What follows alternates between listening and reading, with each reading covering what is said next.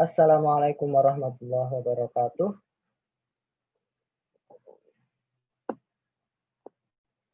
Baiklah, sebentar saya rekam dulu Zoom-nya supaya buat bagi yang belum bisa ikut Zoom nanti bisa mengikuti siaran ulangnya.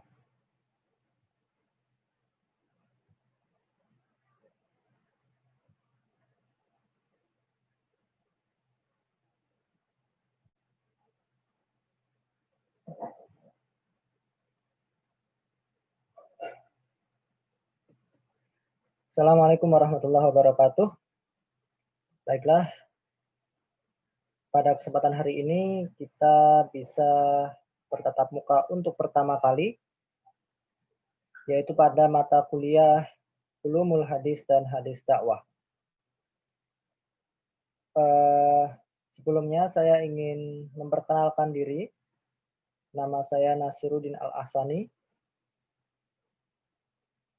Riwayat pendidikan saya di SMP atau SMA, mondok di Gontor.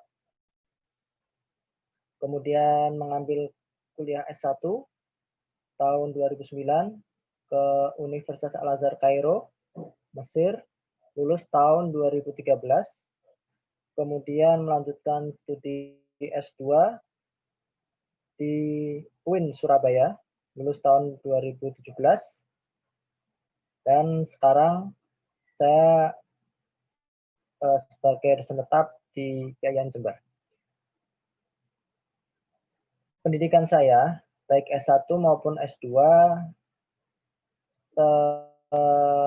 di jurusan hadis atau ilmu hadis. Jadi saya mendapat kesempatan dan amanah dari Kaprodi, Ibu Wadek 1 dan Bapak Dekan untuk mengampu mata kuliah Ulumul Hadis dan Hadis Dakwah. Secara umum, mata kuliah ini memiliki satu rumpun ilmu, yaitu hadis. Lalu, mengapa kalian yang kuliah di Prodi Komunikasi Penyiaran Islam harus belajar hadis? Mungkin itu pertanyaan yang kalian tanyakan. Jadi kalau di IAIN atau di PTKIN secara umum, ada mata kuliah institut, ada mata kuliah fakultas, ada mata kuliah prodi. Mata kuliah institut, mata kuliah fakultas, mata kuliah prodi. Mata kuliah institut ini wajib dipelajari oleh seluruh mahasiswa fakultas apapun, prodi apapun. Contohnya adalah bahasa Arab, contohnya adalah bahasa Inggris, contohnya Al-Quran, contohnya hadis, dan satu lagi fikih, juga termasuk Pancasila dan masih banyak lagi. Ini mata kuliah institut. Yang kedua, mata kuliah fakultas. Jadi, kalau kalian lihat pada layar, di situ tertulis hadis dakwah. Ini mata kuliah fakultas. Hadis yang membahas tentang dakwah. Ada mungkin di mata kuliah yang lain, ayat-ayat dakwah. Ini juga mata kuliah fakultas. Kemudian ada mata kuliah prodi. Nanti kalian akan belajar mungkin yang KPI sinematografi, itu juga ada. Penulisan jurnalistik, itu nanti biasanya kalau semester 3 atau semester 4 ke atas itu lebih spesifik ke mata kuliah prodi. Tapi kalau masih semester awal itu biasanya mata kuliah institut, mata kuliah fakultas, dan mungkin sebagian ada mata kuliah prodi. Baik, itu perkenalan singkat dan sedikit tentang ilmu hadis dan hadis dakwah. Jadi Hadis itu secara definisi istilah adalah segala sesuatu yang diucapkan oleh Nabi, kemudian dilakukan oleh Nabi dan disetujui oleh Nabi. Ini secara istilah. Nanti kalian akan mendapat tema-tema bagi yang sudah menginstal aplikasi hadis, kalian akan dapati di situ pada jadwal. Kalian bisa klik pada kelas kalian KPI 3, bukan KPI 3, KPI 2. KPI 2. Kemudian ada 13 kelompok. Maaf, ini untuk kelompoknya belum fix. Nanti akan ada perubahan kelompok untuk KPI 2. Jadi sebenarnya kelompoknya nanti akan saya buat satu kelompok untuk cowok semua, satu kelompok cewek semua. Jadi ini masih belum 100% final, nanti akan saya perbaiki. Paling tidak 1 kali 24 jam kalian sudah tahu kalian kelompok berapa, temannya siapa saja. Baik, kembali lagi ke PowerPoint. Jika ada yang bertanya langsung raise hand, langsung angkat tangan di aplikasi Zoom kalian. Nanti akan saya persilakan untuk bertanya. Yang pertama adalah penilaian. Penilaian dan perkuliahan tentunya. Satu SKS dalam sistem perkuliahan itu terdiri dari 50 menit. Satu SKS itu terdiri dari 50 menit. Jadi kalau seandainya 4 SKS itu 4 kali 50 menit sama dengan 200 menit. Itu yang seharusnya. 200 menit berarti seharusnya kuliahnya itu 3 jam. 3 jam 20 menit. Kita memiliki 4 SKS pada mata kuliah Ulumul Hadis dan Hadis Dakwah. Maka 2 SKS digunakan untuk perkuliahan dimulai dari jam 3 sampai setengah 5 dan 2 SKS digunakan untuk tugas. Jadi insya Allah nanti setiap pertemuan akan ada tugas. Karena itu untuk mengganti 2 SKS yang dari setengah 5 sampai jam 6. Berkenaan dengan penilaian ada 3. Penugasan, UTS, dan UAS. Tugas ini mendapat porsi sebanyak 30%. Tugas mendapat porsi sebanyak 30%. UTS mendapat porsi 30%. Dan UAS mendapat porsi 40%. Ini sesuai dengan edaran dari Warek 1, Prof. Miftah. Jadi untuk tugas itu meliputi sesuatu yang dikumpulkan. Nanti kalian akan bisa melihat pada aplikasi, pada menu tugas. Di sini ada tugas untuk semua mahasiswa tanpa terkecuali. Kalian tinggal klik, kemudian kalian tinggal submit. Jadi tugasnya akan berbeda-beda tiap pertemuan. Tinggal klik dan tinggal submit. Nanti ada tugas juga khusus buat pemakalah, yaitu setelah selesai. Jadi nanti pemakalah itu sebelum presentasi itu mengupload ke LMS, mengupload ke grup WA. Setelah selesai dia presentasi, tanya jawab, selesai kuliah online, dia mendapat tugas untuk mengupload makalahnya ke aplikasi hadis di sini, diklik tugas pemakalah, submit. Nanti akan mengupload makalahnya dan juga PPT-nya. Ada tugas notulen.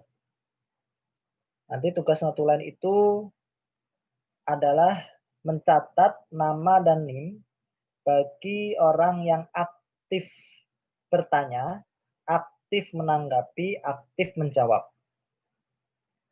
Jadi ketika orang tersebut aktif dan semakin banyak, dia menjawab, menanggapi, maka dia juga akan mendapat nilai lebih dari yang lain.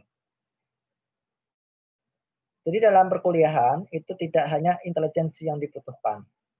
Intelijensi dan juga keaktifan. Dan itu semua masuk di dalam penugasan ini.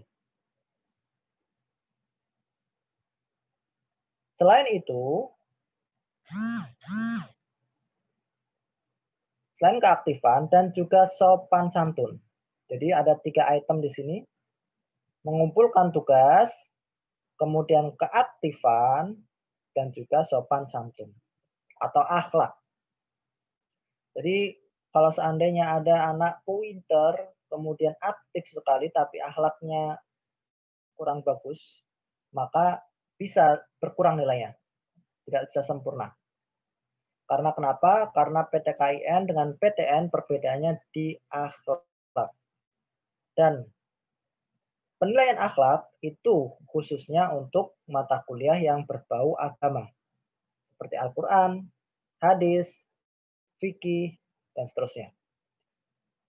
Nah, itu penilaian tugas yang 30%. Selanjutnya penilaian UTS, ujian tengah semester. Nanti ketika UTS, kalian akan menjawab pertanyaan-pertanyaan dan insya Allah akan langsung muncul nilainya. Jadi tidak ada rekayasa. Kalau dapat bagus ya bagus. Kalau dapat jelek ya jelek. Kalau nggak ikut UTS berarti 30% nilainya hilang. Nilai maksimal 99. Jadi kalau seandainya UTS tidak ikut, dia maksimal mendapat nilai 70. Pernah kejadian sebelumnya, ada seorang mahasiswi, dia tidak ikut UTS dan tidak ikut UAS. Jadi maksimal nilainya mendapat 30. Padahal kalau seandainya 30 itu pasti E. 40 itu pasti E. Dan E itu tidak lulus. Kalau tidak lulus itu mengulang di tahun depan. Dia protes, Pak, saya kok dapat E. Lalu saya tunjukkan nilainya dia. UTS tidak ikut, UAS tidak ikut. Kalau seandainya sudah UTS dan UAS tidak ikut, ya sudah. Pasti nilainya E. Karena cuma 30% nilai tugas itu ya sangat kecil sekali. Belum lagi dia belum tentu aktif dan akhlaknya belum tentu baik. Kemudian terakhir penilaian UAS. Ini 40%. Sangat besar sekali jika dibandingkan yang lain. Maka maksimalkan pada penilaian UAS ini. Jadi ukuran kalian paham atau tidak mata kuliah ulumul hadis dan hadis dakwah dilihat di akhir nanti ketika ujian akhir semester.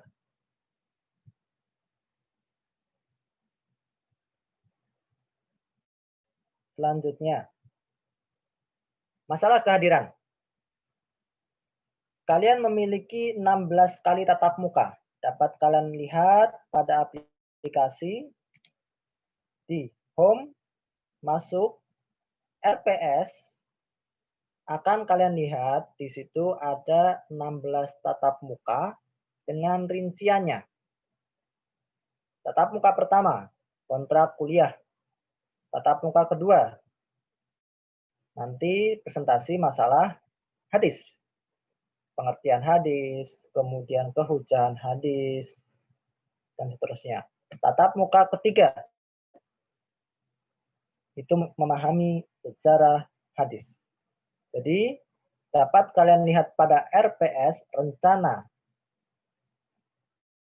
perkuliahan semester, apa yang harus kalian lakukan selama 1 semester itu. Sampai nanti ada 16 di akhir. Jadi kalau dimulai tanggal 21 September, terakhir nanti tanggal kurang lebih awal-awal Januari. Itu akhir kuliah kalian.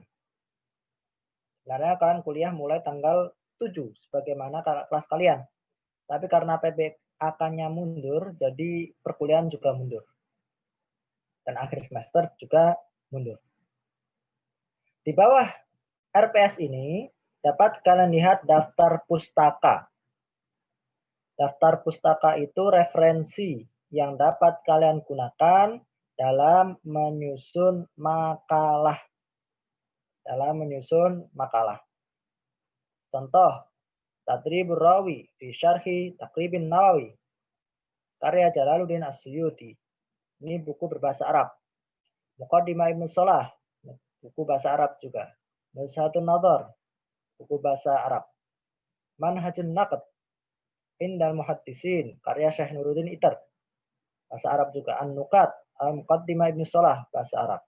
Sahih Bukhari, ini ada bahasa Arab, ada juga bahasa Indonesia. Sahih Muslim, ada juga bahasa Indonesia. Mungkin sebagian kalian ada yang kuliahnya di SMA sebelumnya atau STM sebelumnya. Pak, ini berbahasa Arab. Maka solusinya di bawah ada yang berbahasa Indonesia. Sumber pendukung, di situ hadis nabawi dan sejarah kodifikasinya. Ini buku berbahasa Indonesia. Antologi ilmu hadis berbahasa Indonesia. Sejarah dan pengantar ilmu hadis, itu juga bahasa Indonesia. Pokok-pokok ilmu dirayah hadis, itu juga bahasa Indonesia. Jadi, kalau seandainya kalian memiliki kemampuan berbahasa Arab, silahkan menggunakan buku-buku turos berbahasa Arab. Jika kalian tidak memiliki kemampuan itu, silahkan gunakan buku bahasa Indonesia atau mungkin jurnal berbahasa Indonesia, bisa juga berbahasa Inggris. Karena orang-orang barat sekarang juga banyak meneliti tentang hadis. Contoh situs untuk mencari buku online. Karena sekarang itu masa COVID, Pak, saya nggak punya buku. Pak, buku itu mahal. Pak, sekarang COVID nggak boleh kemana-mana. Maka kalian bisa mencari buku online dan gratis. Kalian lihat dan kalian simpan book.google.co.id atau books.google.co.id. Kalian simpan itu. Di situ kalian nanti bisa mencari buku hadis, bahkan buku apapun untuk mata kuliah apapun. Contoh, ini saya tuliskan hadis. Maka akan muncul buku-buku hadis yang ada di Google Book. Kalian bisa ambil referensi dari buku-buku ini. Meskipun tidak menampilkan semua halaman, paling tidak kalian bisa mengambil satu paragraf, itu sudah cukup untuk menulis makalah. Nah, diambil, yang penting ada jelas di buku tersebut.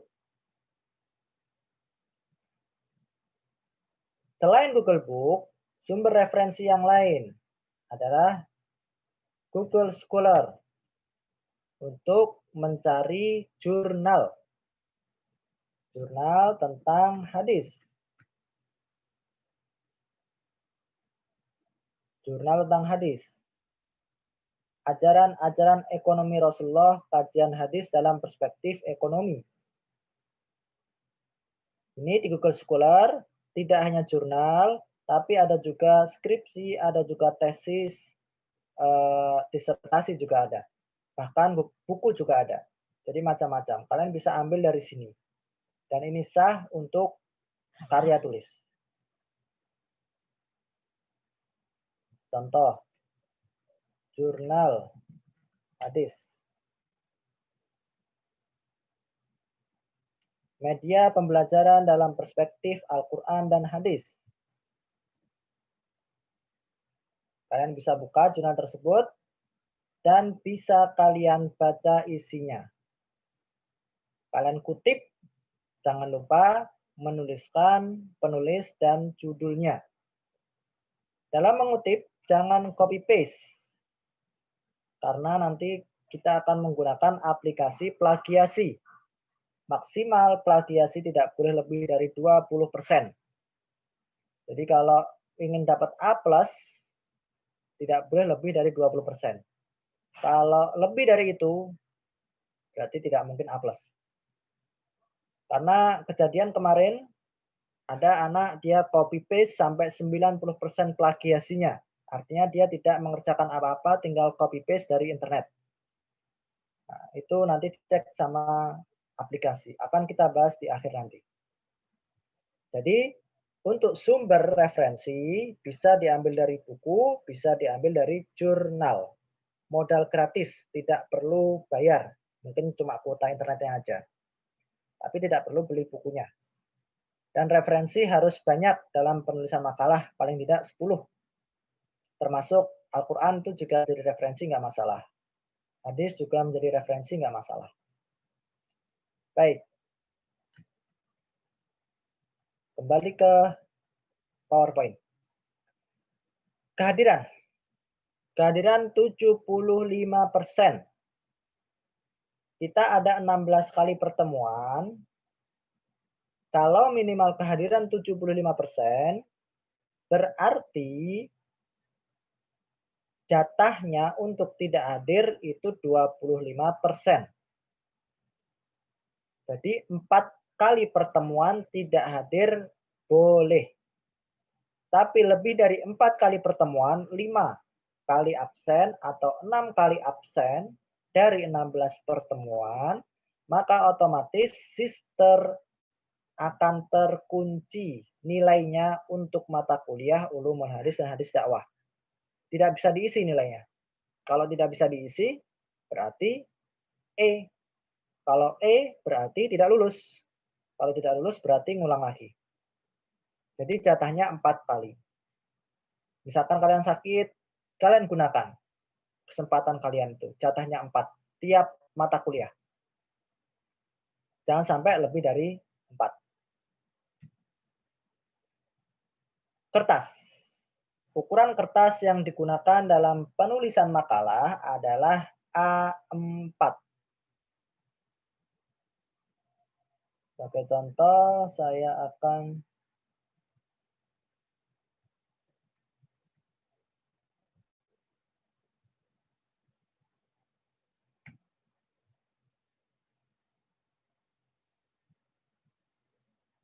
membuka Microsoft Word. Di sini Microsoft Word dokumen baru. Ukuran kertas yang digunakan paper itu A4. Biasanya default itu letter. Atau defaultnya itu biasanya ya letter itu. Kalau nggak letter, legal. Kebanyakan letter. Maka kalian rubah defaultnya menjadi A4, ukurannya set as default. Biar tidak salah. Margin, batas kiri, atas, kanan, dan bawah. Batas atas menggunakan 4. Batas bawah 3. Batas kiri 4. Batas kanan 3. Atas 4. Bawah 3. Kiri 4. Kanan 3. Setelah itu, ini potret seperti biasa. Kemudian oke. Ini format dalam penulisan makalah. Juga digunakan untuk penulisan tesis dan disertasi menggunakan format ini. Ukuran kertas A4, margin kiri atas 4, kanan bawah 3. Cover berisi judul, logo, dosen pengampu, anggota kelompok, IAIN Jember, alamat IAIN Jember, dan tahun. Sebagai contoh,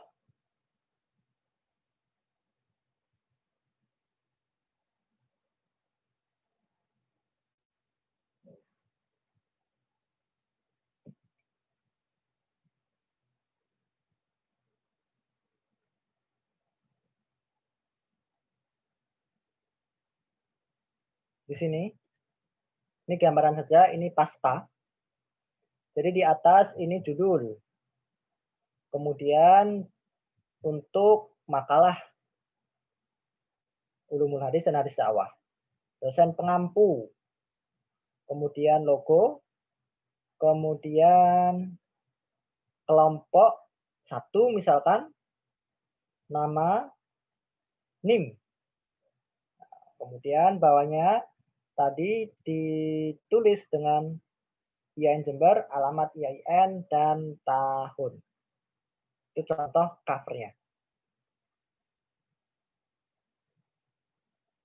Untuk kelompok, kalian sudah bisa melihat nanti ketika saya update kelompoknya siapa saja di bagian jadwal. Jadwal, kalian klik KPI 2. Pada nama, misalkan kelompok 1, ada Rizky. Dia temannya Farhan, kemudian ada 2 teman lagi. Pak, saya belum tahu nomor kontaknya. Saya ingin menghubungi Farhan. Tinggal klik saja Farhan. Di situ sudah ada nomor WA dan sudah ada emailnya. Maka kalian setelah ini cek apakah nomor WA kalian sudah benar atau email kalian sudah benar atau belum. Jika belum, segera hubungi saya. Tapi jika sudah, ya biarkan saja.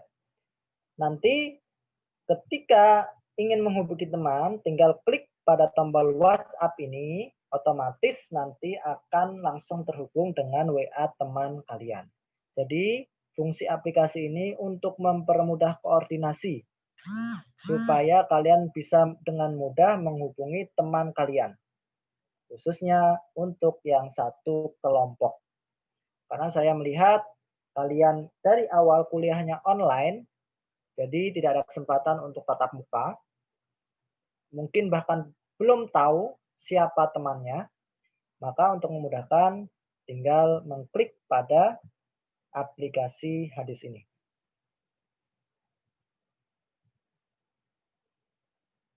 Oke.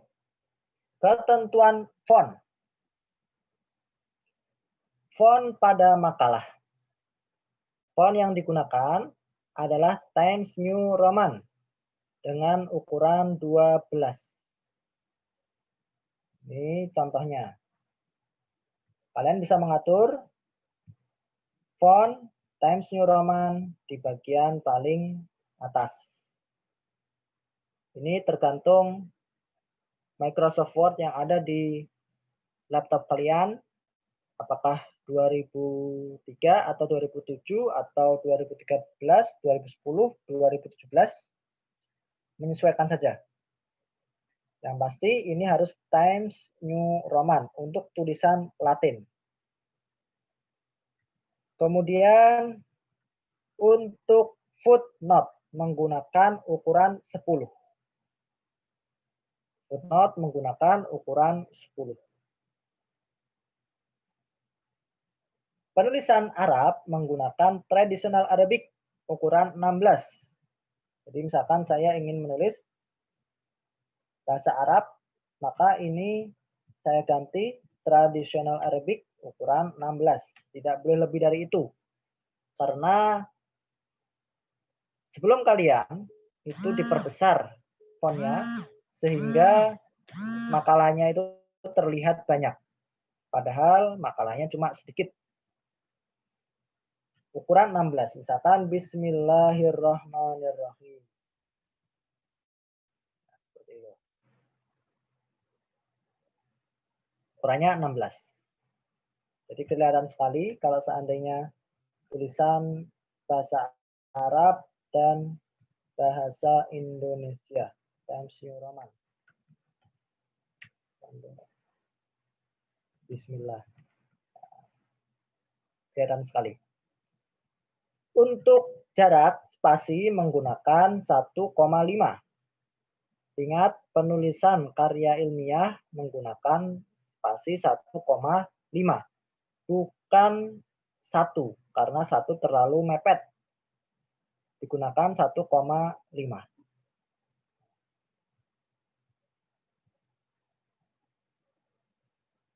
Yang ingin bertanya silakan langsung raise hand atau tulis di chat box Zoom. Bagi yang nulis di WhatsApp tidak saya layani sementara karena fokus di Zoom, maka yang ingin bertanya bisa angkat tangan, raise hand, atau dengan menanyakan di chat box Zoom. Semua kata asing ditulis miring. Semua kata asing ditulis miring. Kata asing itu apa? Kata asing itu kata berbahasa Arab yang ditulis dengan tulisan Latin atau berbahasa Inggris atau bahasa-bahasa yang lain selain bahasa Indonesia yang baku. Itu ditulis miring. Tulisan bahasa Arab yang ditulis Latin itu namanya transliterasi. Transliterasi. Misalnya, Bismillah, saya ingin menulis Bismillah itu kan aslinya berbahasa Arab. Saya ingin tulis dengan Latin. Bismillah. Nah, ini namanya transliterasi atau haram. Ini kan aslinya bahasa Arab ditulis dengan tulisan Latin. Tapi masalahnya transliterasi yang digunakan di Indonesia itu kadang membingungkan. Contoh, kata hak dan h itu sama ditulis dengan h. Padahal kalau haram artinya tidak boleh atau terlarang. Kalau haram menggunakan h atau haram itu artinya piramid. Piramid yang ada di Mesir. Itu haram. Nah, kalau ditulis dengan h seperti ini tidak ada bedanya. Maka bagaimana cara untuk membedakan? Dengan tulisan transliterasi. Tutorialnya sudah saya taruh di aplikasi bagian arsip.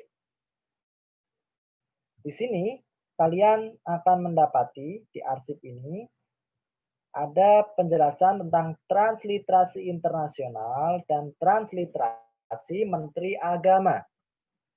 Saya jelaskan sedikit. Transliterasi Menteri Agama keputusan bersama dengan Menteri Pendidikan tahun 87. Cara menulis bahasa Arab dengan tulisan Latin. Jika kalian klik, maka akan ada tampil seperti ini. Untuk melihat selengkapnya, klik buka. Kalian akan dibawa ke Google Form. Ke Google Drive. Google Drive ini kalian bisa memahami dengan seksama bagaimana cara penulisan transliterasi yang benar sesuai dengan keputusan bersama Menteri Agama dan Menteri Pendidikan. Contoh, huruf sa itu S titik atas. S dengan titik di atas.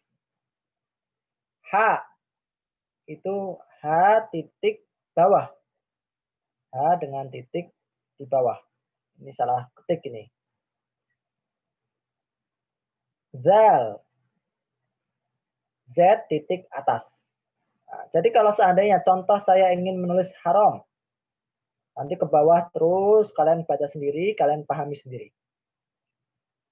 Contoh saya ingin menulis kata haram, maka tidak seperti ini. Tidak seperti ini.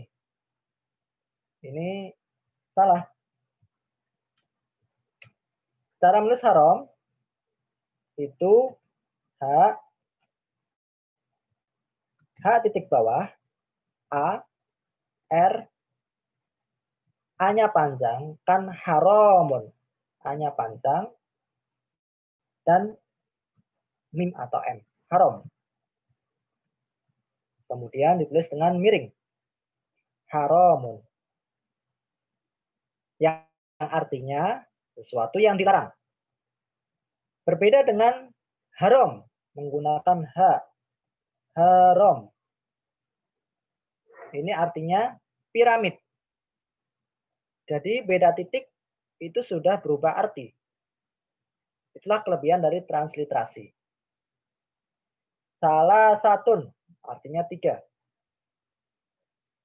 Menggunakan sa, S titik atas, A, L, A-nya panjang, S titik atas, A, T-U-N.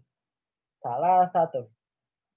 Bukan salah satu. Ini tidak sesuai dengan kaidah transliterasi. Meskipun memang tersebar di masyarakat seperti itu. Tapi untuk melatih kalian, kita menggunakan transliterasi yang disepakati. Yaitu transliterasi Kementerian Agama atau boleh juga menggunakan transliterasi internasional. Nah, sekarang kita akan membahas tentang transliterasi internasional.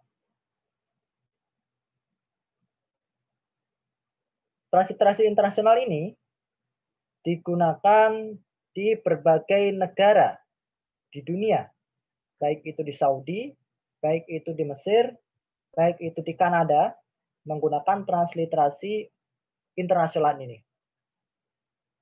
Jadi, kalau kalian buka pada transliterasi internasional ini, ada sedikit perbedaan.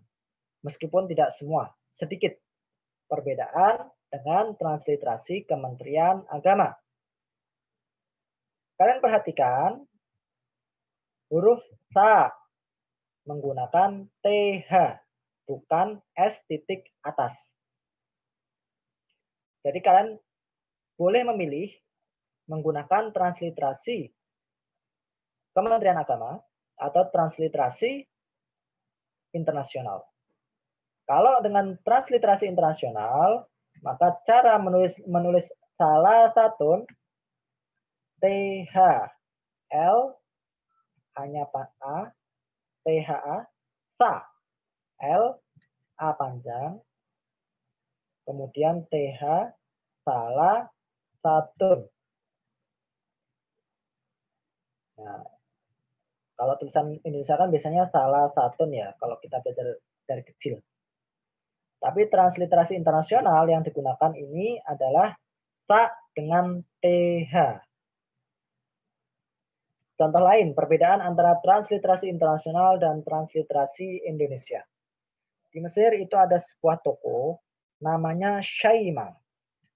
Jadi kalau ditulis dengan bahasa Arab itu Shaima. Dengan shin. Maka kalau di Indonesia biasanya ditulis dengan SYAIMA. Shaima. Tapi dengan transliterasi internasional, shin adalah SH. Jadi SHAIMA. Shaima. Karena A-nya panjang seperti ini. A-nya panjang harusnya seperti ini. A garis atas. Shaima. Ada hamzahnya biasanya dikasih ini. Titik atau petik atas. Shaima. Jadi kalau seandainya ada orang Indonesia, ketika dia umroh, kemudian melihat di Saudi, dia tulisan Syaima misalkan dengan Shin, terus menyalahkan. Nah, itu bukan dengan SH, harusnya dengan SY. Salah ini yang nulis. Sebenarnya yang salah bukan tulisannya, tetapi yang salah orangnya. Karena dia tidak paham transliterasi internasional. Pak, saya kesulitan menulis transliterasi. Ada nggak cara yang paling mudah? Ada. Di sini saya sudah sertakan di aplikasi itu untuk, ini ada tipe sedikit, untuk menulis transliterasi tersebut dapat menggunakan font Times New Arabic. Kalian download saja di internet atau melalui website berikut. Saya sarankan menggunakan website Lexilogos saja. Klik pada website Lexilogos, kalian akan dibawa ke situsnya. Ini lebih mudah.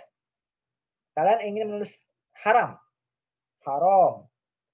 Maka caranya di sini sudah ada logonya, H titik bawah. Klik pada H titik bawah, nah, sudah jadi kan? H, R, A-nya panjang.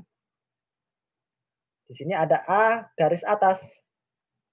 Haram. Sudah. Setelah itu di copy, kemudian di paste di Microsoft Word. Sudah beres.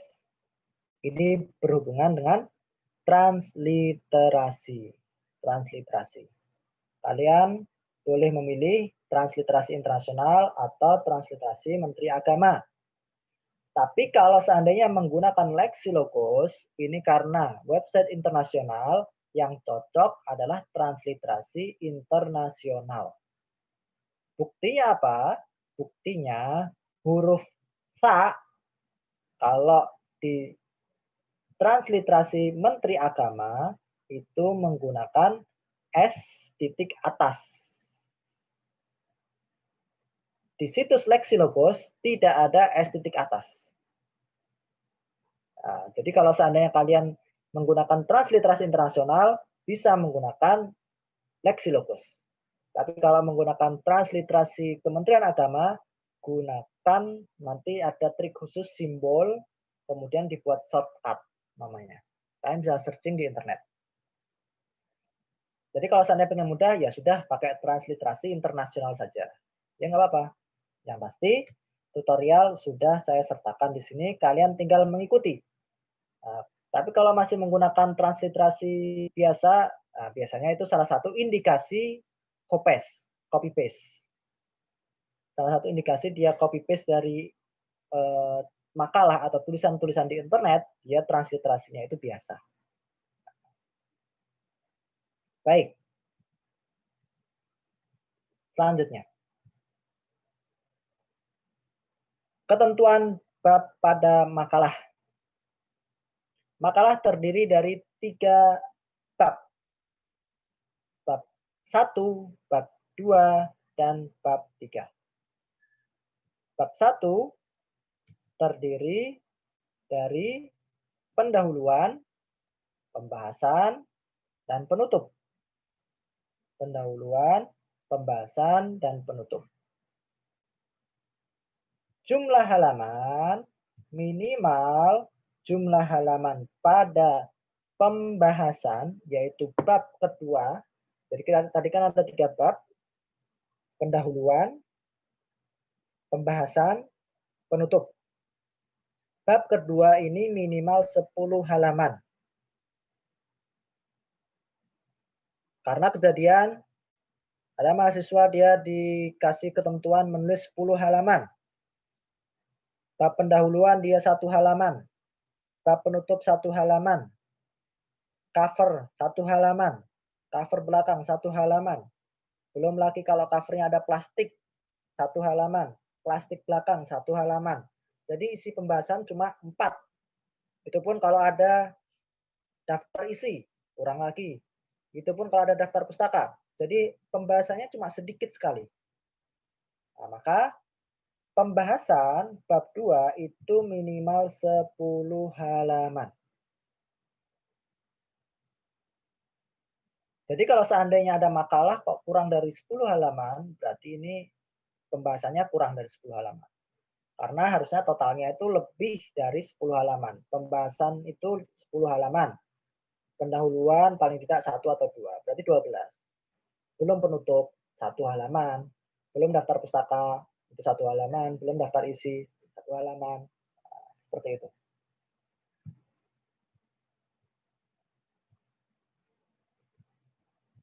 Selanjutnya,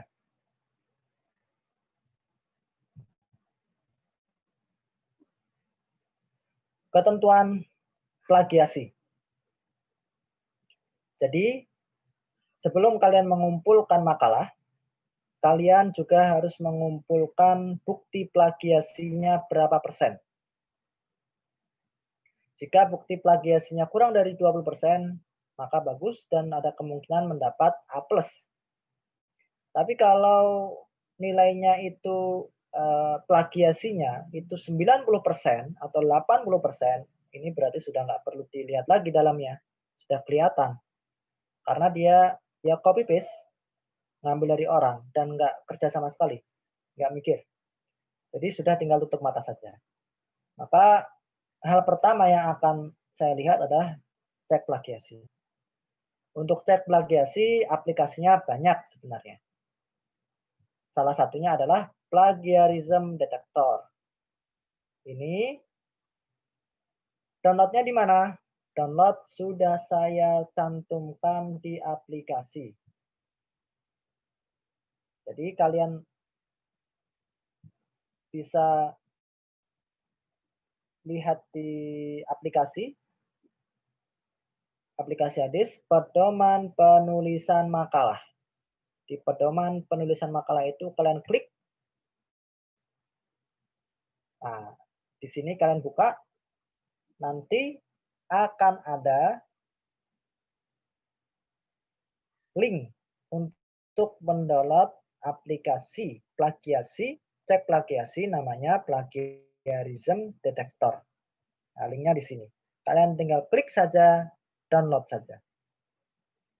Bisa juga kalian menggunakan aplikasi Plagiarism Checker. Tinggal download di internet ada. Atau nanti kalau ada waktu, insya Allah saya akan buatkan tutorialnya dan saya kasih linknya. Bisa juga menggunakan Turnitin. Itu biasanya digunakan untuk kampus-kampus yang bonafit. Itu lebih akurat. Bisa, banyak aplikasinya. Jadi kalian tinggal milih saja dan tunjukkan buktinya di dalam peserta makalah yang kalian kumpulkan. Cara installnya tadi juga sudah ada di sini, di aplikasi Hadis. Nah, kalian tinggal buka saja. Kemudian batas plagiasi 20%, tidak boleh lebih dari itu. Pak, saya sudah nulis, ini udah nggak bisa, udah mentok ini 25%. Ya sudah, kumpulkan saja. Sebaik-baik makalah adalah makalah yang dikumpulkan. Walaupun tulisan kalian bagus, nggak dikumpulkan, ya nggak dapat nilai. Tapi kalau bisa mengumpulkannya dalam kondisi yang terbaik. Tapi kalau nggak bisa pun, sudah deadline, mau jadi gimana pun tetap kumpulkan. Saya masih menghargai mahasiswa yang menyelesaikan tugasnya tepat waktu. Kalau lewat dari itu ya sudah, nggak dapat nilai. Segimanapun makalah, sejelek apapun, kumpulkan di hari H. Kemudian, footnote.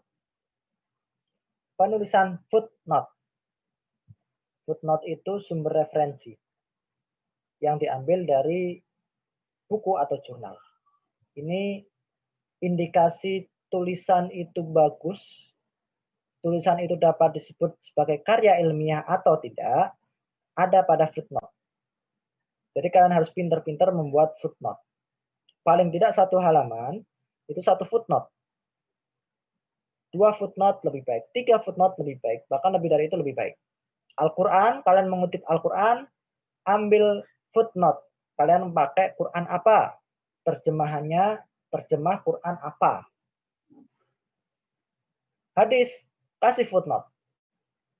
Nah, ini saya contohkan sekarang. Tadi Saya mengambil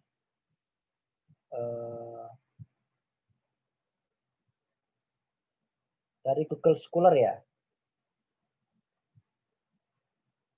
dan Google Book. Saya menulis makalah mengambil dari Google Book, metode kritik hadis. Saya sudah masuk ke Google Book, jadi kalau kalian ini ada yang bertanya, saya kasih kesempatan dulu bagi yang bertanya, saya unmute dulu sebelum kita melanjutkan. Silakan, tadi yang angkat tangan.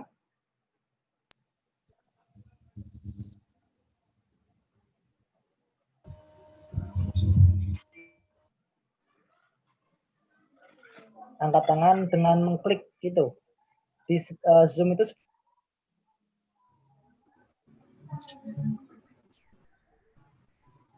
Pak mau bertanya.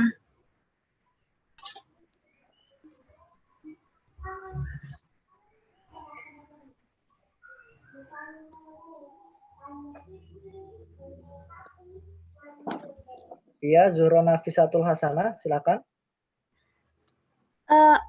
Itu yang barusan kurang paham, Pak, yang footnote itu.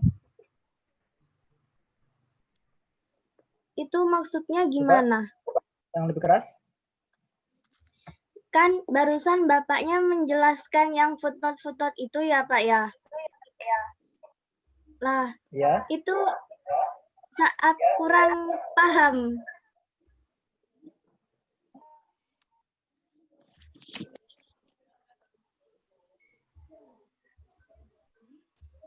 Cara penulisan footnote.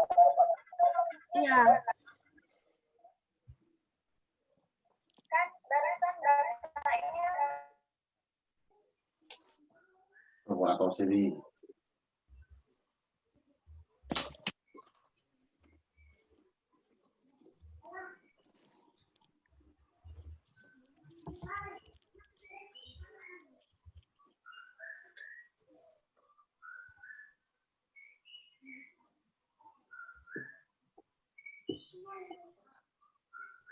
Baik. Untuk penulisan footnote ya? Iya. Footnote, cara nulisnya gimana? Ini akan saya contohkan. Saya ngambil footnote dari sebuah buku dengan menggunakan aplikasi Zotero atau Mendeley. Kalian bisa lihat pada arsip di aplikasi hadis tersebut tutorial footnote dengan Mendeley, tutorial footnote dengan Zotero. Kalian klik, di situ sudah ada videonya, kalian bisa pelajari. Tapi saya akan mencontohkan sedikit. Contoh.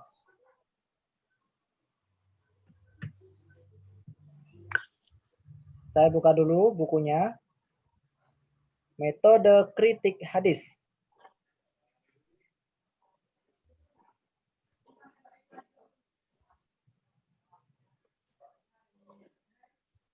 Nah, ini. Ini yang halaman isi aja.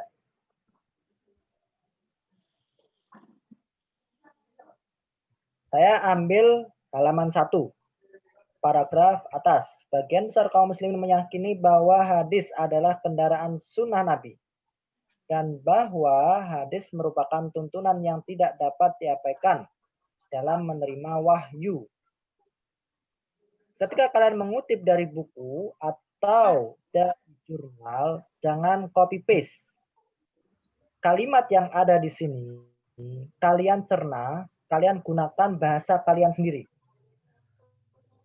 Berarti intinya bahwa bagian besar kaum muslimin menganggap bahwa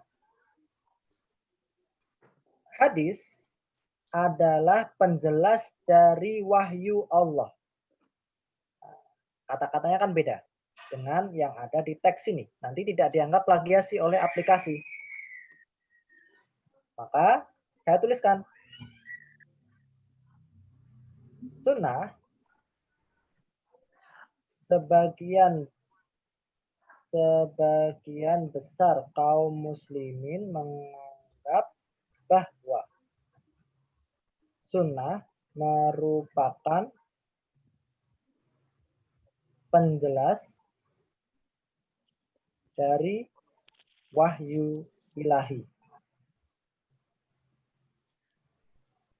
Nah, untuk menulis footnote bukunya, jika kalian menggunakan aplikasi Mendeley, kalian ini tentang buku, buka link to tab.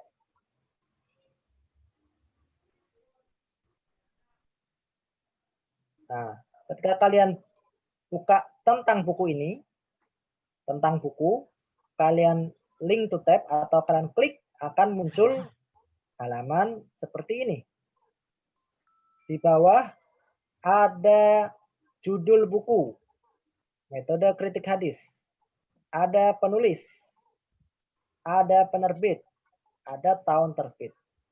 Jadi dalam sebuah footnote, yang penting 1, judul buku, 2, penulis, 3, penerbit, 4, tahun terbit, 5, tempat terbit, dan 6, halaman.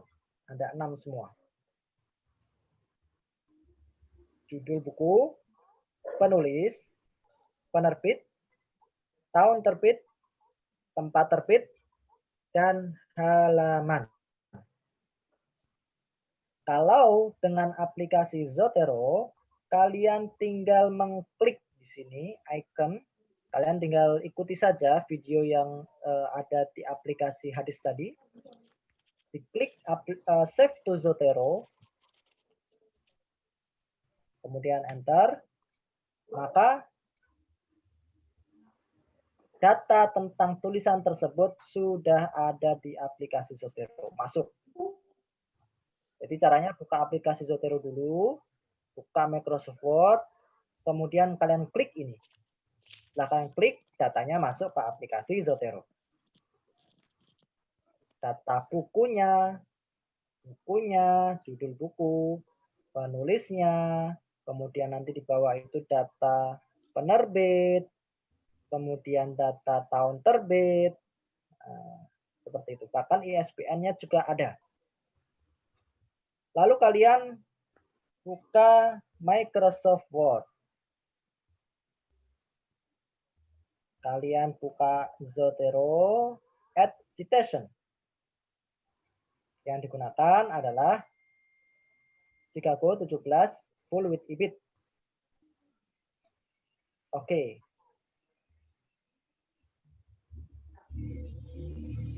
Kita tulis kritik. Tadi kan judulnya metode kritik hadis. Enter. Halaman berapa? Halaman 1. Nah, setelah itu klik enter. Secara otomatis di bagian bawah sudah ada footnote lengkap. Penulis, judul yang bertuliskan miring, ini tempat terbitnya kosong, tidak disebutkan di situ. Penerbit, tahun terbit, dan halaman. Semua sudah lengkap. Jika menggunakan aplikasi Zotero, maka kita juga bisa langsung menambahkan daftar pustaka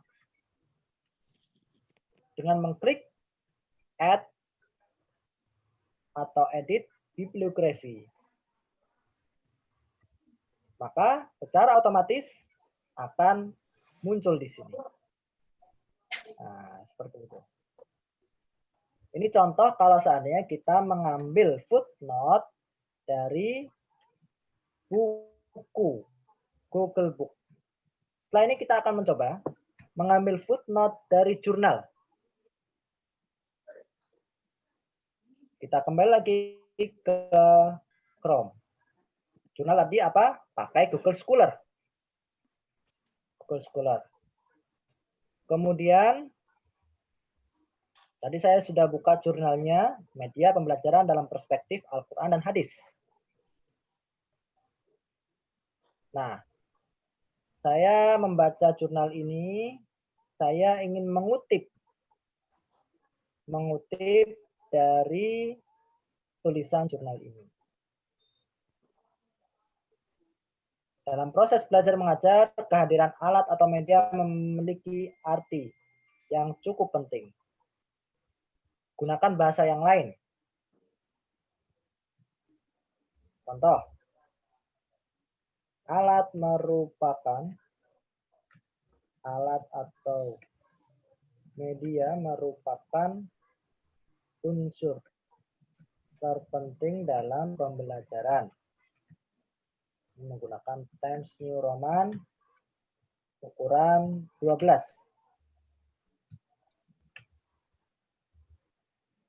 Saya ingin menambahkan footnote.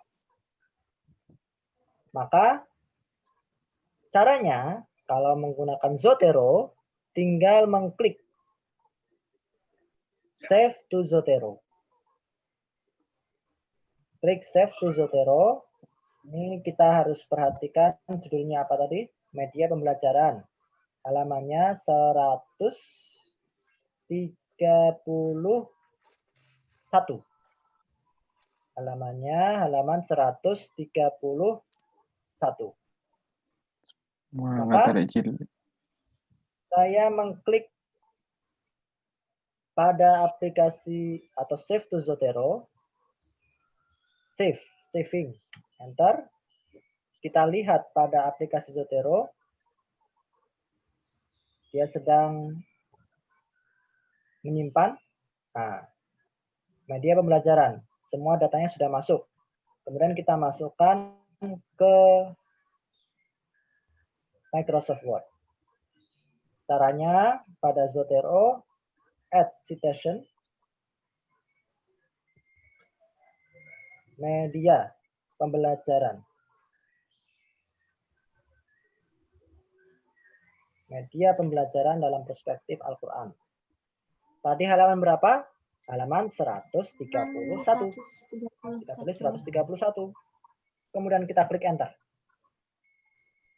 Otomatis di daftar pustaka tertambah.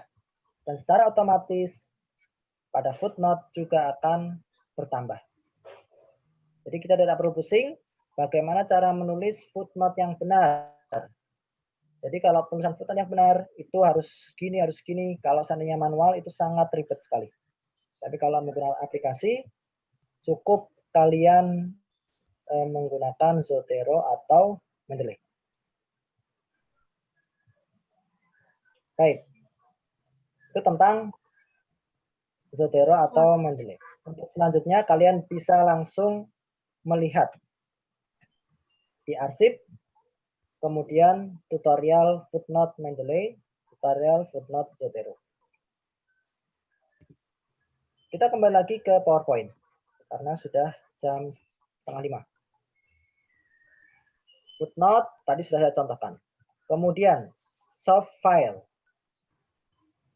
dikirimkan ke grup H-1 dengan menyertakan screenshot atau foto dari plagiarism detector serta jurnal yang telah di-download. Jadi nanti H-1 untuk minggu depan, misalkan jatahnya yang presentasi itu, bentar saya lihat dulu yang presentasi itu siapa. Contohnya KP 2, misalkan Rizky Fajrin.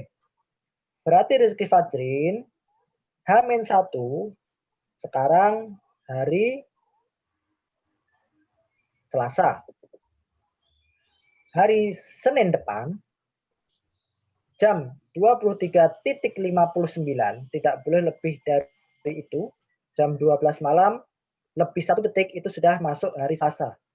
Jadi hari Senin maksimal jam 23.59 harus sudah mengupload 1 makalah, 2 bukti plagiasinya, 3 PowerPoint-nya, 4 videonya, video penjelasan atau voice note penjelasan. Dan yang terakhir, jurnal. Jurnal ini fungsinya buat apa? Fungsinya supaya kalian dan teman-teman kalian itu mau baca jurnal dan tahu bagaimana cara penulisan yang benar. Paling tidak ketika kalian sudah mengambil referensi dari jurnal, contoh satu jurnal tadi ya sudah di-share saja sekalian sama itu. Nah, untuk menjelaskan tadi 5 ya, makalah, bukti plagiasi, PowerPoint, kemudian voice note atau video, dan jurnal. Teknis voice note atau video. Jadi kalau seandainya kalian ingin menjelaskan makalah kalian, bisa menggunakan media YouTube. Kalian rekam, kalian upload di YouTube, kalian share link YouTube-nya ke teman-teman kalian. Ini cara pertama untuk menjelaskan melalui media YouTube atau video. Kedua, kalian bisa menggunakan Google Drive. Kalian rekam video ataupun suara, kalian upload di Google Drive, kalian kasih link ke teman kalian. Dan juga ke LMS. 3, langsung di-share ke grup WhatsApp.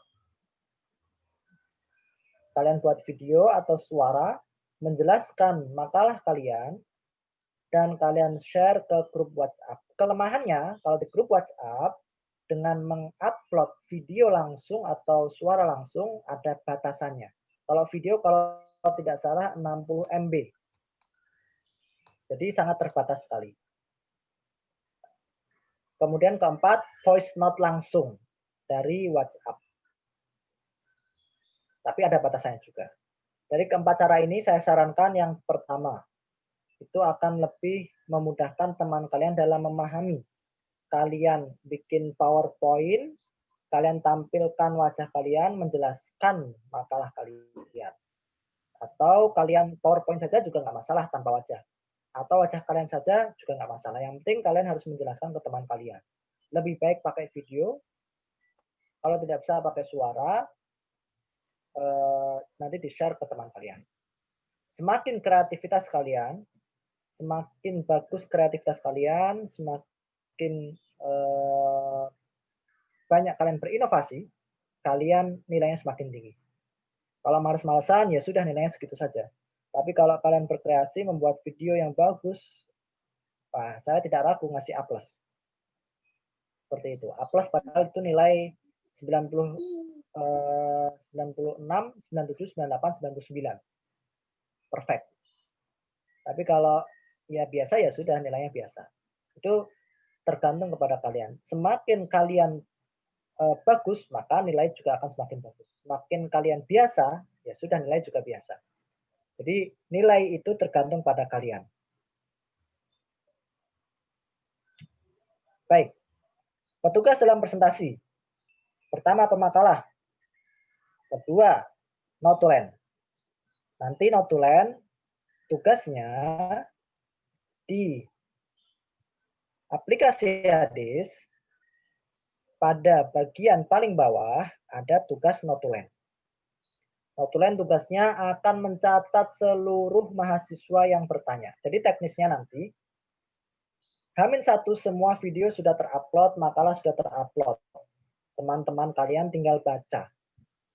Hari H, hari Selasa jam 3 sore, itu tinggal tanya jawab saja di LMS. Biasanya saya kasih 10 penanya. 10 kesempatan untuk orang bertanya. 10 orang bertanya, ditanggapi, dijawab, dan semakin aktif menjawab, maka dia poinnya akan semakin besar. Makanya dari sini dapat disimpulkan mahasiswa itu tidak hanya mengandalkan intelektual saja. Pinter saja itu belum tentu dapat nilai bagus. Kalau pinter aktif, itu pasti bagus. Kalau nggak pinter tapi aktif, ya bagus tapi agak di bawahnya. Tapi kalau pinter diam saja, ya tidak tahu, kita menilainya, orang kan terlihat dari apa yang dia perbuat. Kalau kepintaran hanya di otak, ya kita nggak bisa menilai. Maka saya harapkan kalian selain menambah kecerdasan kalian, kepintaran kalian, juga menambah keaktifan kalian. Baik, tugas notulen nanti semua yang aktif dicatat namanya, dicatat NIM-nya, dan dikumpulkan pada tugas notulen ini. Diklik saja, nanti submit, kumpulkan namanya. Nah, seperti itu.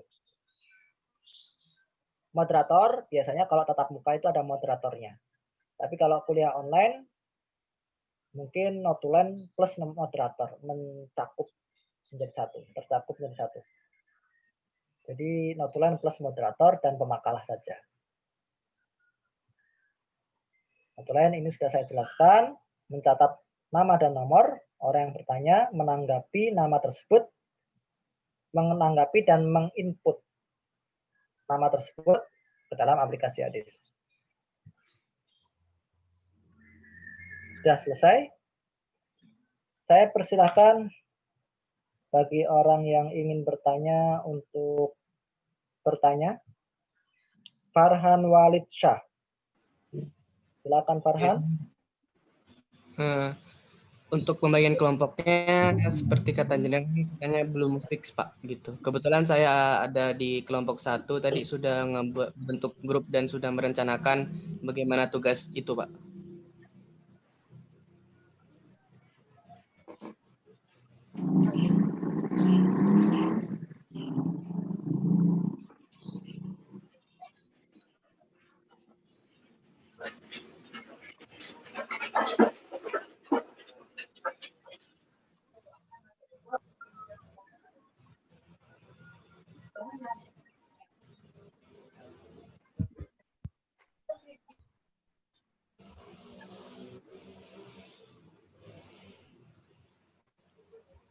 Baik. Untuk kelompok 1, kalau seandainya sudah fix, ya sudah nanti kelompok 1 tidak saya rubah. Enggak, maksud saya apakah ada perubahan? Kelompok kalian sendiri, kelompok 2 dan seterusnya, saya akan cek lagi nanti. Saya mungkin yang cowok sama cowok, cewek sama cewek. Setelah itu 1 kali 24 jam, kalian bisa lihat itu hasil finalnya. Jika kalian ingin pindah, mungkin karena di absen kalian tuh nggak ada tulisan cowok cewek. Jadi saya mengira-ngira yang cowok ini siapa, yang cewek ini siapa dari nama kalian. Kok di situ cewek semua, satu yang cowok, saya nggak mau Pak, gitu. Ya sudah, WA saya. Atau di situ cowok semua, dia cewek sendirian. Saya nggak mau, ya sudah WA saya. Nanti saya rubah. Oke, jadi fleksibel saja. Terus misalkan dalam satu kelompok dia ada 4 orang. 3 orang sudah dihubungi, 1 orang ini nggak dihubungi, nggak bisa-bisa. Mungkin ketika PPAK kemarin belum masukkan nomor WA, karena semua nomor WA saya ambil dari PPAK. Dia belum nulis WA atau email, sehingga tidak terdaftar di situ. Nanti akan saya data juga, minta data dilengkapi. Intinya 1 orang ini nggak bisa dihubungi. Maka makalah hanya ditulis namanya, 3 orang ini saja yang aktif dan yang membuat makalah. Yang tidak aktif tidak usah ditulis. Nanti akan dipindah ke kelompok yang lain. Sehingga dia bisa mempresentasikan makalahnya. Dengan tema yang baru tentunya. Baik, ada 2 penanya lagi. Tadi Farhan sudah. Zaki. Assalamualaikum. Halo, Assalamualaikum. Waalaikumsalam, silakan Zaki. Maaf sebelumnya Bapak, saya mau bertanya tentang presensi kehadirannya. Kita kan diberi kesempatan 4 kali tidak hadir kan, diberi kesempatan 4 kali absen. Jadi untuk masalah sama ada salah satu dari kita memang tidak bisa benar-benar hadir untuk masalah perizinan seperti sakit atau lain dan sebagainya. tidak bisa mengikuti perkuliahan, bagaimana itu Bapak? Apakah masuk ke jatah 4 kali itu atau gimana? Terima kasih Bapak.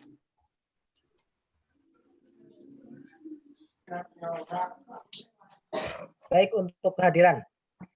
Sebenarnya di sister itu, kalau kalian mungkin sudah dijelaskan sama bagian akademik dan sejenisnya, sister itu walaupun dia izin, walaupun dia izin, sakit, ada kesibukan, umroh atau bepergian, itu tetap dihitung sebagai tidak hadir. Itu kejamnya sister. Tetapi saya manusia biasa dan saya juga pernah kuliah. Saya akan memaklumi bagi kalian yang benar-benar udzur. Benar-benar udzur, saya anggap hadir saja. Gitu. Walaupun kalian sakit, walaupun kalian ada yang meninggal, kalau sudah jatahnya 4 habis, ya saya anggap hadir. Gitu. Jadi itu bentuk keluasan.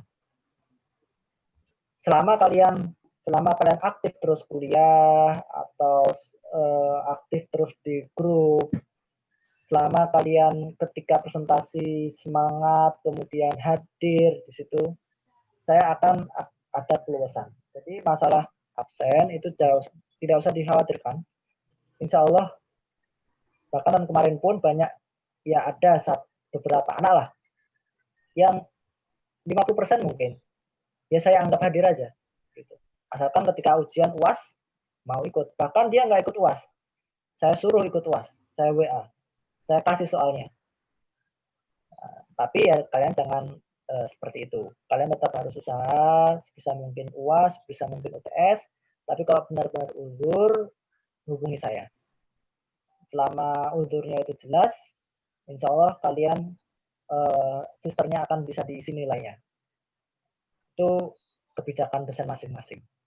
Kalau saya seperti itu, walaupun kalian lebih dari 4, tapi kalau uzurnya jelas, insya Allah di sister akan masih bisa di-input nilainya. Tapi uzurnya jelas, tidak untuk malas-malas. Yang lain yang ingin bertanya bisa. Dan Pak, ingin bertanya.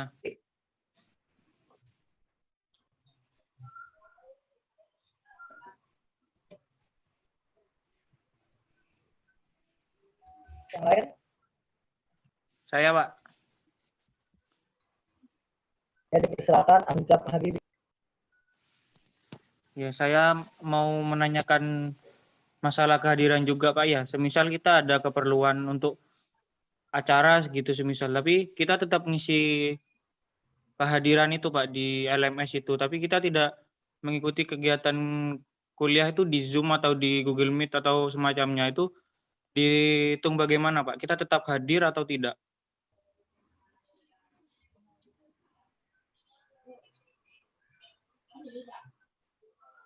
Baik, ini kembali lagi ya ke kehadiran.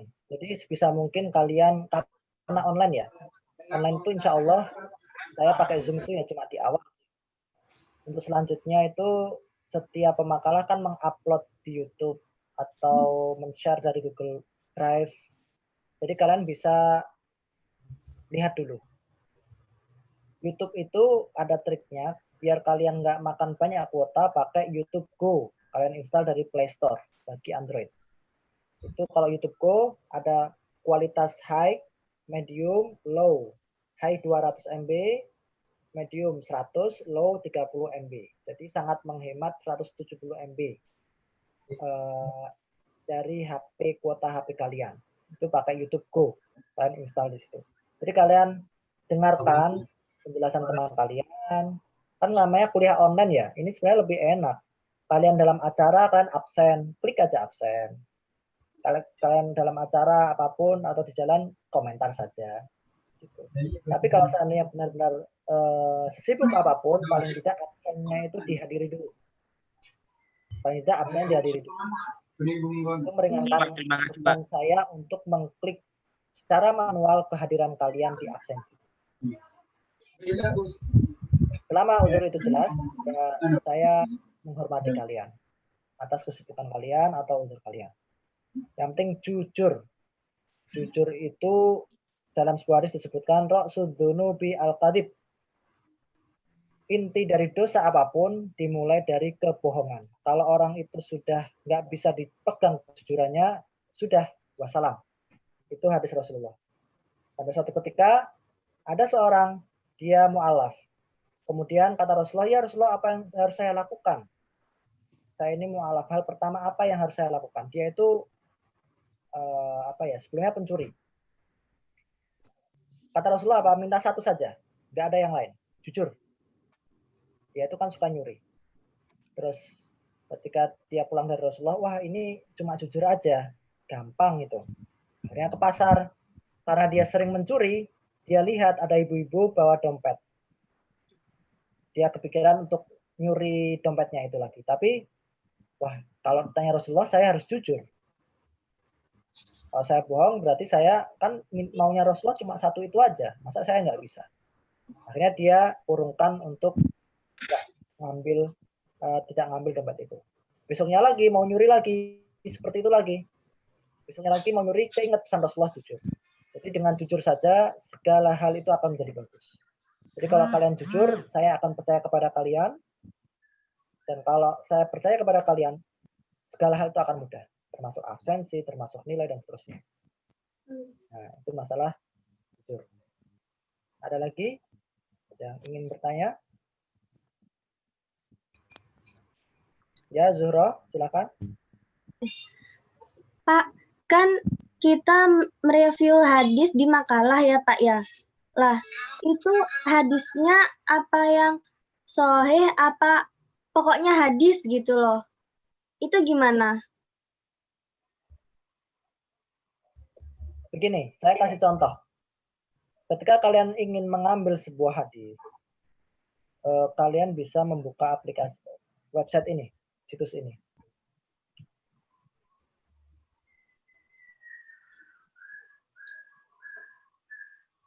Ini bisa dibuka di HP, bisa dibuka di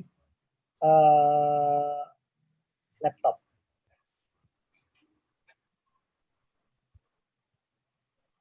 Jadi sebenarnya di aplikasi ini atau di website ini sudah diambil dari kitab-kitab sunan, kitab-kitab sahih, dan kitab-kitab musnad dan seterusnya. Kalian tinggal searching saja di sini, kalian copy, kalian paste. Sertakan juga halamannya kalau bisa. Seperti itu. Nanti di sini kadang ada keterangannya sahih atau apa atau dhaif. Tapi apapun itu sebenarnya nanti tad'if dan tashih berkenaan dengan kualitas sahih ataupun dhaif itu sebenarnya nanti di prodi ilmu hadis. Ini bukan wilayah kalian sebenarnya. Saya maklumi tidak perlu disertakan tulisan sahih ataupun dhaif atau gimana. Yang penting ambilnya dari website ini. Seperti itu. Arabnya silahkan di-copy. Tulisannya bahasa Indonesia, kalau kalian copy paste biasanya dianggap, kan nanti di plagiarism detector itu ada 3. Ada kutipan warna biru, ada plagiasi warna merah, ada original. Kadang masuk, kalau kalian copy paste, artinya biasanya masuk ke kutipan. Tapi terkadang yang menutup kemungkinan masuknya ke warna merah. Nanti akan ada warna merahnya. Kalau dimasukkan ke warna merah, kalian tinggal otak-atik kata-katanya dirubah sedikit-sedikit. Kalimat aktif jadi kalimat pasif, kemudian di depan, katanya di depan, ganti ke belakang, diputar-putar seperti itu. Nanti dianggap tidak plagiasi. Ada pertanyaan lagi? Sudah jam 5 sekarang.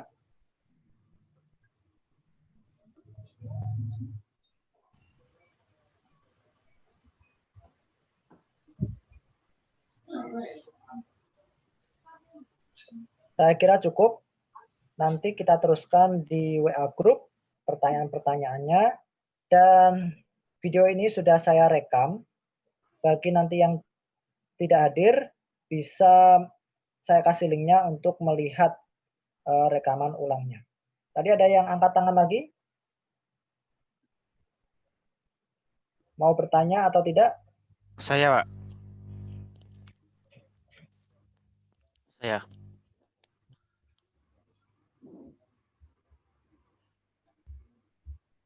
Ya, silahkan. Kan Assalamualaikum warahmatullahi wabarakatuh. Kan tugasnya ini kan dikerjakan secara berkelompok kan, Pak? Kan jadi kita harus rembukan bagaimana hasilnya yang terbaik itu dan bagaimana cara yang paling efisien untuk mengerjakannya sedangkan kita tidak bertemu satu sama lain gitu. Ya, gitu aja. Baik, ini masalah teknis sekali ya. Jadi sekarang itu sudah banyak WhatsApp kalian video call di WhatsApp itu sudah bisa beberapa orang. 4 orang itu sudah cukup lah. Kalau WA. Kalau kurang pakai Zoom juga bisa. Jadi kalian saling janjian. Kalian bisa kontak via WA, telepon atau video call. Silakan. Teknisnya dibagi kamu halaman ini, kamu halaman ini, kamu tema yang atas, saya yang bawah. Itu teknisnya kalian bagi sendiri aja.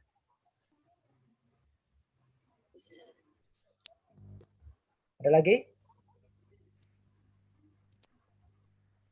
Saya kira cukup.